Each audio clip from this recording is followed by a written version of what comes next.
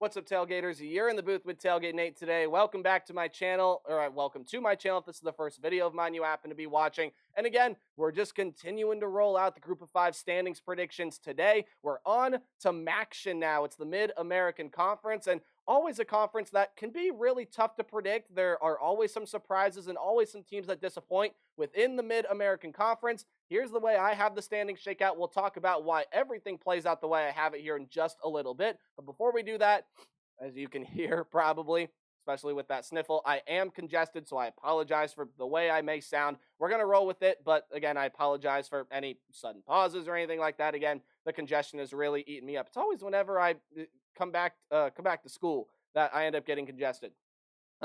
Whatever. I just wanted to say that because I apologize for it, and I probably sound awful. There you go. But hey, thank you guys so much for your support of the channel, not only during prediction season, but as we continue to ramp up to the first full slate of college football games. Hopefully, we'll be able to get a couple preview predictions out for weekend games, or for weekday games coming up here later on today. But if you guys are as excited for the college football season as me, heck, you're as big of college football nerds as I am, you got to hit the subscribe button and you got to ring the bell so you know when I upload pretty much anything, and anything you're interested in, please feel free to give it a watch. And speaking of watching, thank you for watching this video. It really does help support the channel in many more ways than you can even imagine. Continue to help support the channel by interacting with it any way you can, liking, commenting, sharing, and anything else, as well as giving me a follow on Twitter at TailgateNate29, Twitter, X, whatever you want to call it. I'm going to be posting not only stuff about YouTube, but about my journey as a sports media professional. So if you are a Twitter or a X user, again, whatever you want to call it, at TailgateNate29, capital T, capital N. Go find me there and learn about my life as an aspiring sports media professional. But with all of that out of the way, let's go ahead and talk about some MACtion. And we were deprived of MACtion in week 0. We will finally get MACtion back, and I can't wait for November MACtion to finally return as well. Again, November weekday MACtion, one of the best things that happens during the college football season. But let's go ahead and talk about the teams here. Again, we'll talk about some teams more than others.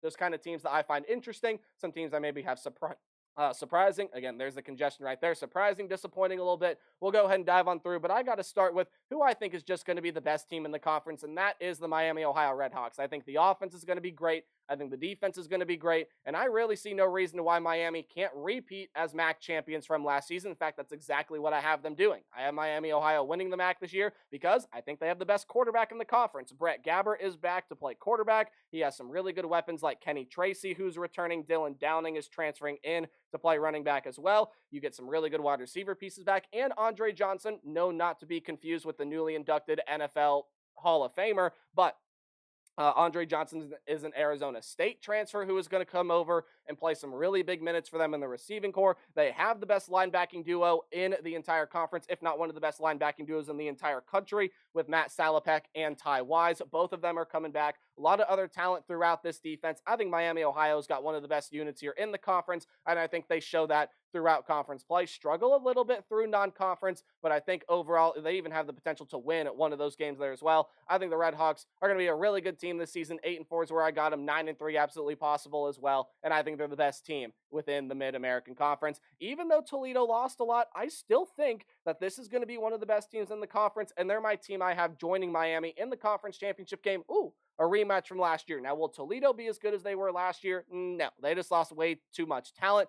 They lost Dallas Gant, Quinion Mitchell on the defensive end. Offensively, DeQuan Finn at quarterback is gone and transferred off to Baylor. Penny Boone is now with the UCF Knights, and a lot of other talent leaves here as well. You do, however, return a bulk of that wide receiver production from last year. Jacques Stewart is still there at running back. I don't think Tucker Gleason is going to be bad at all. Will he be DeQuan Finn? No, absolutely not. He's not as talented of an athlete, and I don't think he'll put up the stats that DeQuan Finn did for this team, but he's still going to provide you solid, if not good, quarterback play. And again, Toledo still got some really important defensive pieces returning here as well. Maxon Hook is going to be one of the best safeties in this conference. And Toledo, I still think, has what it takes to get back to a conference championship game. They have one of, if not the best head coach in the conference in Jason Candle. I like Toledo to get back to Ford Field, get back to try to win a MACtion title. But these three teams right here, I think are all very close to getting into the conference championship game. And the team I want to talk about first is actually the Bowling Green Falcons, because I think Bowling Green, again, a team that historically has just sat towards the bottom of this conference. But if you take a look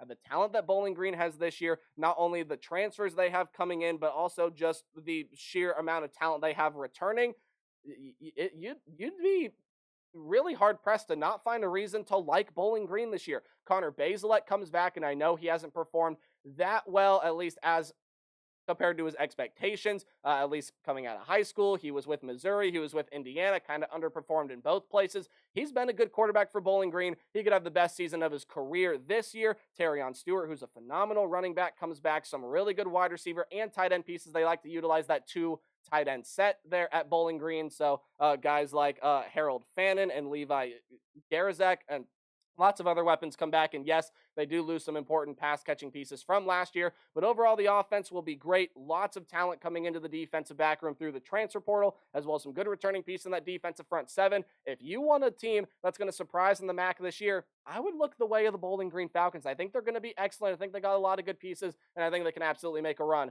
towards the conference championship game. I think they'll lose a game they shouldn't, though, and ultimately fall short, because I do think they end up beating the Toledo Rockets this year. I think that is one of the losses that I have for the Rockets in conference play. So Bowling Green are right there on the cusp of breaking into a conference championship game. Northern Illinois for me is here at 7-5, 5-3. I think the Huskies, again, they sort of have this up and down trend under Thomas Hammond. They have a pretty solid season, then they have a very disappointing one. Then they have a really good season, and then a very disappointing one. Last season was a pretty solid season, but I think Northern Illinois is actually going to see some consistency this year. Again, I think they were 7-6, 6-7, whatever they went. They did end up making. Oh, excuse me, again, congestion. They did end up making a bowl game last year. You do get Ethan Hampton, who's going to play quarterback. Ontario Brown returns. Trayvon Rudolph returns. And those are just names offensively. Got a ton of returning talent defensively. Consistency should be there for the Huskies this year, as should it be for the Ohio Bobcats, even though they did lose a lot of talent from last season. Again, that quarterback Rourke is gone. You lost your two leading rushers in C.A. Bangura and O'Shawn Allison, as well as some good pieces in that wide receiver room. Defensively, you lost some pretty good pieces as well. And Ohio just kind of feels like a team that should underperform, at least from where they have been in seasons prior this year. Well, they can still definitely make a good push. I do like the Bobcats this year still a lot. Ricky Hunt, I think, is going to be a good running back. They got Anthony Tyus, who's a transfer, I believe, from Northwestern coming in. Parker Navarro is going to take over the quarterback room. I think he's going to be really solid. Got some exceptional talent coming into the wide receiver room, as well as a couple solid returning pieces. But again, transfers are really going to drive how successful that room is. Defensively, some good pieces coming in through the portal in the defensive front seven. I think Ohio's still going to be a solid team this year. Definitely a bold team to me, and a team that, if everything goes well, can make a push towards the conference championship game. Couple teams on the outside that maybe can make that push, but overall, I just don't see them making a super huge run to the conference championship game, but they'll be competitive, make the postseason as well. And that's all the teams out of Michigan. Central, Western, and Eastern Michigan, I all have making or being close to bowl games this year. Central and Western Michigan, I have both at 4-4, and Eastern Michigan I have at 3-5. Let's start with the teams that went 4-4. Let's start with the Central Michigan Chippewas. Quarterback situation, going to be a little interesting to watch for them. I personally like Bert